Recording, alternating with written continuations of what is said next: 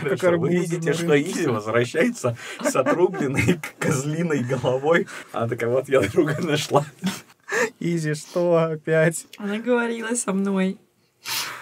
Поговори с ними, чего ты говоришь? Мы слышим ее?